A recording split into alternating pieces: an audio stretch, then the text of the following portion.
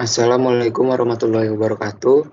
Perkenalkan, nama saya Muhammad Lorenda Maga dari Teknik Sipil 2020, Rekayasa Nilai Kelas D dengan NIM 2101 0120 1490.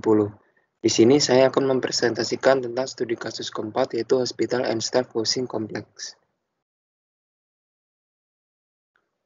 Pertama ada ringkasan eksekutif tentang studi value engineering pada rumah sakit dan komplek perumahan pegawai. Yang pertama itu ada studi value engineering dilakukan pada bulan November dalam tahap pengembangan desain. Yang kedua, tujuannya untuk mengoptimalkan dampak biaya dari keputusan desain. Yang ketiga, sudut pandang studi VE yaitu arsitektural, struktural, mekanikal, elektrikal, dan peralatan medis. Yang keempat, terdapat 127 ide yang dihasilkan dan dikembangkan menjadi 56 ide dalam studi ini. Selain itu, dihasilkan 22 usulan desain yang mewakili ulasan desain dari tim VE.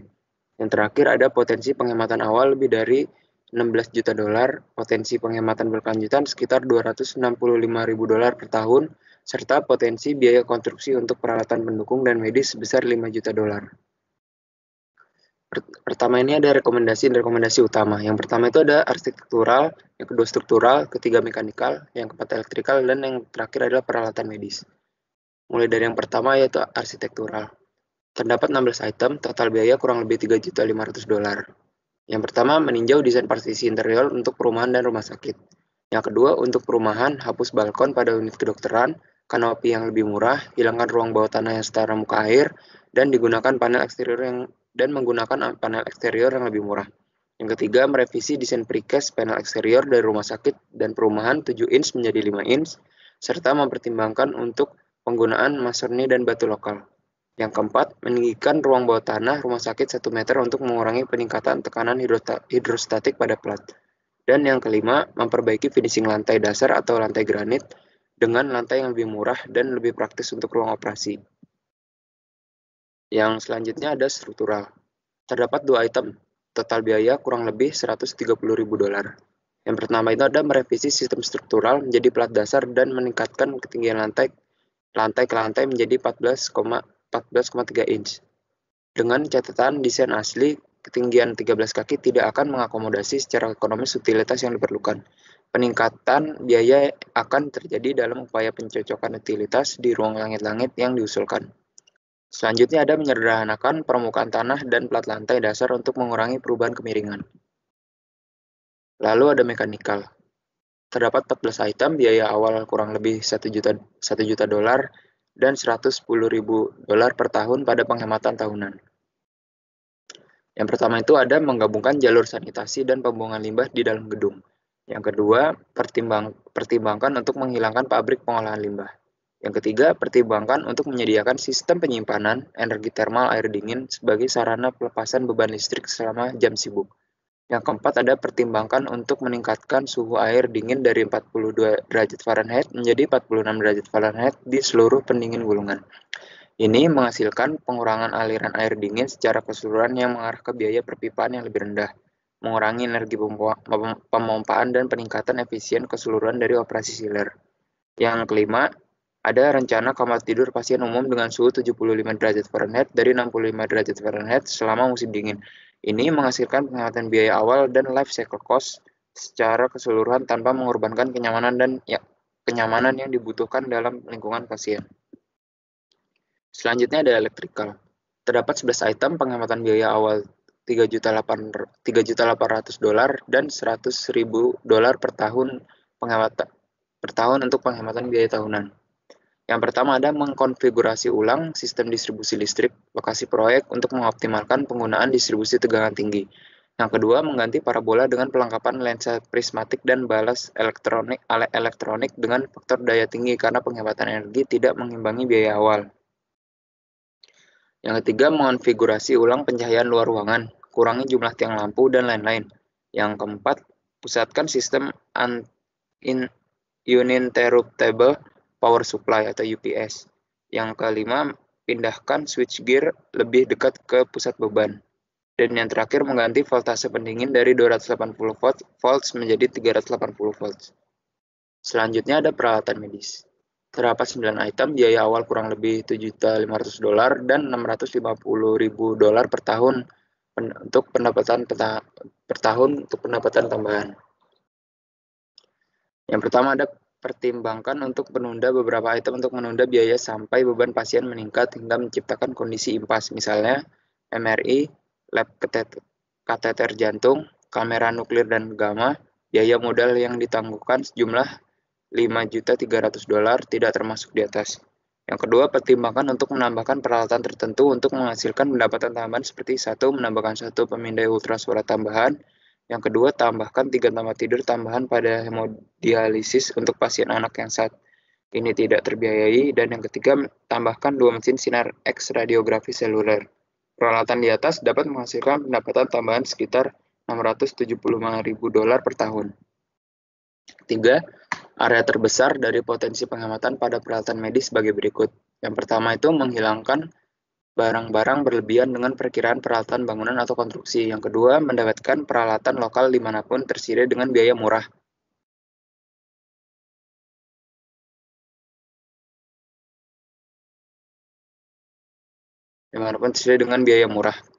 Mengurangi jumlah yang tampak berlebihan dan beli peralatan pengganti atau produsen lain yang menghasilkan peralatan non-kepemilikan yang memadai untuk fungsi rumah sakit, menambah peralatan yang diperlukan untuk memenuhi persyaratan rumah sakit secara keseluruhan atau biaya tambahan.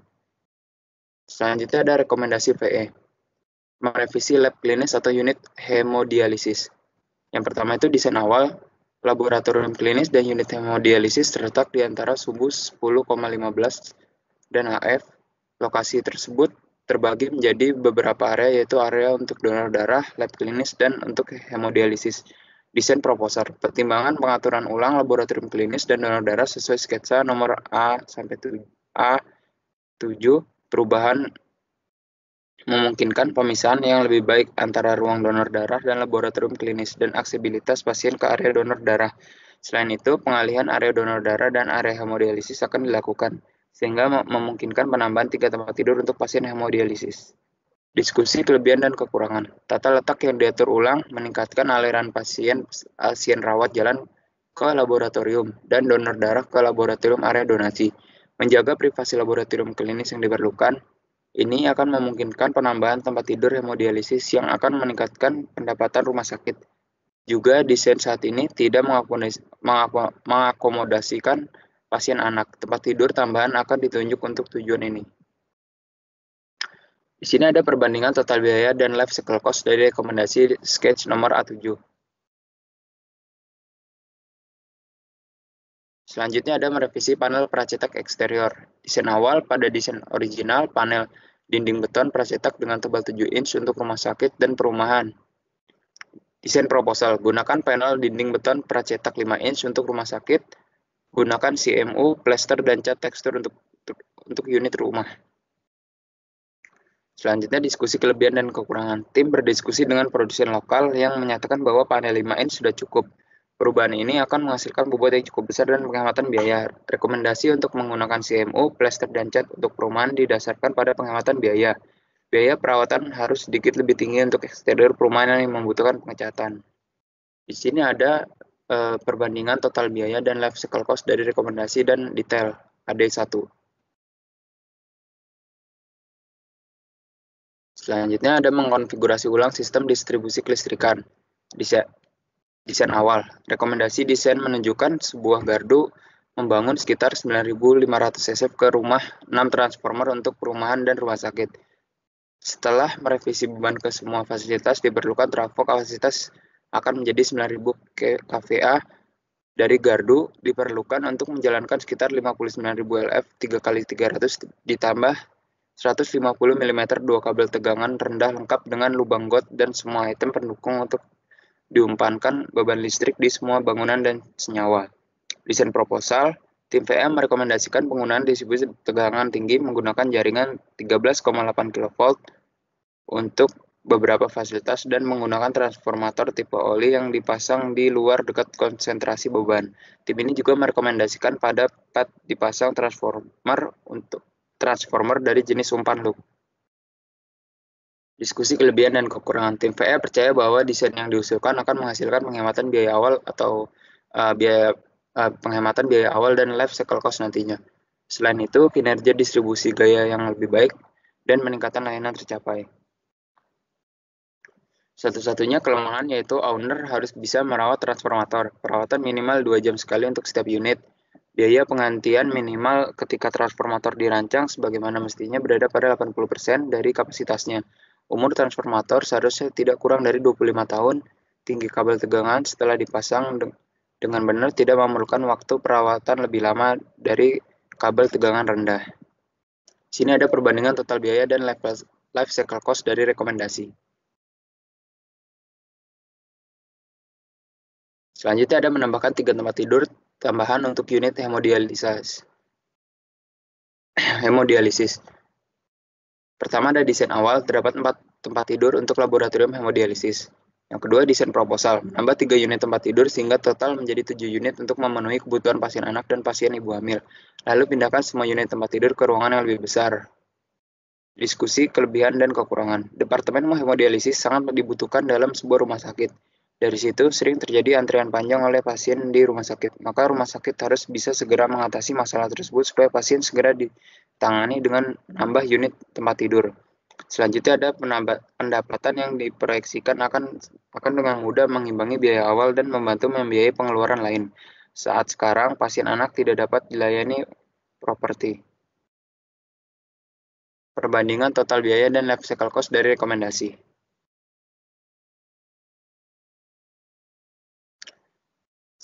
Selanjutnya ada kesimpulan. Tim VE mengajukan 56 proposal untuk perubahan, mewakili sekitar 16 juta dolar dalam potensi penghematan biaya awal dan lebih dari 256 ribu dolar per tahun, ditambah lebih dari 500 ribu dolar per tahun sebagai penghasilan tambahan. Sebagai tambahan, 22 saran desain disediakan untuk memperjelas desain, meningkatkan desain, atau meningkatkan biaya. Untuk owner, beberapa rekomendasi untuk pengurangan biaya ditangguhkan sebesar 19 juta dolar diberikan. Untuk memastikan kelanjutan biaya antara rekomendasi yang diusulkan oleh tim VE, kami telah menggunakan estimasi biaya proyek yang dikembangkan oleh tim VE bekerjasama dengan desainer sebagai dasar biaya. Jika ini tidak memungkinkan, tim VE menggunakan data yang disediakan oleh penaksir PM. Terima kasih, sekian presentasi dari saya, kurang lebihnya mohon maaf. Wassalamualaikum warahmatullahi wabarakatuh.